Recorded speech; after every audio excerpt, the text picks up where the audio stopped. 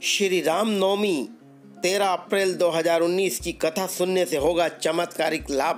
दर्शकों सादर जय श्री कृष्ण। मैं पंडित कमलेश शर्मा और आप देख रहे हैं हमारा ये YouTube चैनल। दर्शकों बहुत बहुत स्वागत है, बहुत बहुत अभिनंदन है हमारे इस YouTube चैनल में। दर्शकों श्री राम नवमी का महापर्व 13 अप्रैल 2019 दिन शनिवार को मनाया जा रहा है।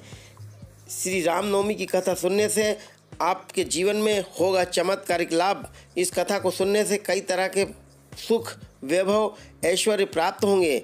मर्यादा पुरुषोत्तम राम का जन्म चैत्र शुक्ल पक्ष की नवमी तिथि को कौशल्या के कोख से हुआ था, इसलिए यह रामनवमी के नाम से माना जाता है। पूरे भारतवर्ष के हिंदू परिवार में प्रायः राम का यह जन्म महोत्सव मनाया जाता है।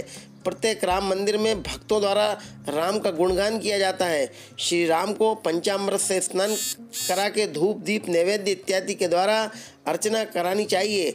गोस्वामी तुलसीदास जी ने अपने अमर काव्य रामचरितमानस की रचना इसी दिन अयोध्या में आरंभ की थी। अयोध्या में इस तिथि पर बड़ा भारी मेला लगता है। दूर दूर अंचलों से आए हुए यात्री राम मूर्ति दर्शन, सरजू स्नान आदि करते हैं। भक्तजनों को इस मध्याह्न तक उपवास करना चाहिए। रामचरितमानस का पाठ एवं भगवान की आरती दोपहर के समय उतारी जाती है। दोपहर 12 बजे, चूँकि राम का जन्म हुआ था इसलिए दोपहर 12 बजे से श्री राम जी की आरती उतारी जाती है। श्री राम नवमी की कथा सुनने से आपके जीवन में होगा चमत्कारिक लाभ। आइए देखते हैं श्री राम नवमी की कथा क्या है। इस दिन भगवान राम का जन्म हुआ था। दोपहर के 12 बजे इस दिन नवरात्रि समाप्त हो जाती है।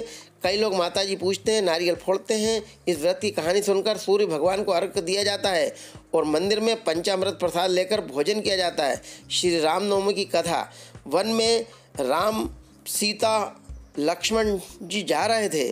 सीता और लक्ष्मण जी को थका हुआ देखकर राम ने थोड़ी देर रुककर आराम करने का विचार किया और एक बुढ़िया के घर गए।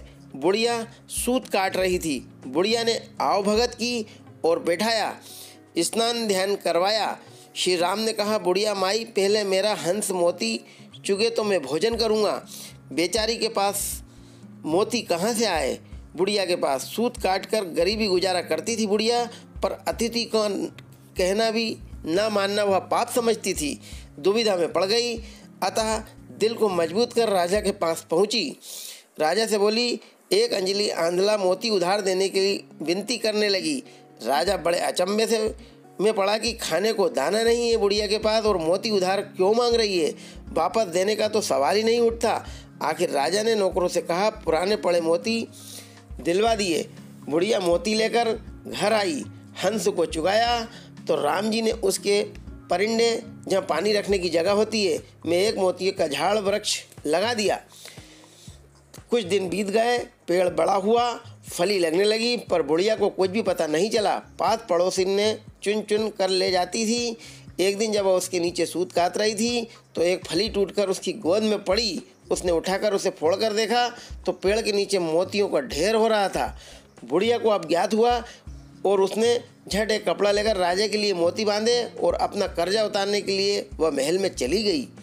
राजा ने देखा कुछ मांगने आई है, पर पास जाकर देखा जब उसने मोतियों की पोटली राजा के सामने रखी तो राजा ने अचंभे का ठिकाना ना रहा। राजा आश्चर्यचकित देखता रहा। राजा के पूछने पर बुढ़िया ने सारी बात बता दी। बुढ़िया ने कहा, पास पड़ोसिन भी चुपचाप ये मोती ले जाते रहे, आप चाहे तो आप भी ले ले, मुझे क्या करना है। राजा ने तुरंत पेड़ मंगवाया और अपने दरवाजा पर लगवा दिया, पर राम की मर्जी, मोतियों की जगह कांटे हो गए और आते जाते लोगों के कपड़े फटने लगे। एक दिन रानी की एड़ी में कांटा चुभ गया और पीड़ा होने लगी। राजा ने पेड़ उठवाकर बुढ़िया के घर वापस लगवा दिया। बुढ़िया आनंद में रहती और खूब बांटती। दर्शकों श्री रामनवमी की यह कथा सुनने से आपके जीवन में चमत्कारिक लाभ होगा। श्री रामनवमी की पूजा अर्चना करें। श्री मर्यादा पुरुषोत्तम राम के जन्म उत्सव को आनंद पूर्वक मनाएं। इन्हीं शुभकामनाओं के साथ नमस्कार, जय श्री कृष्ण।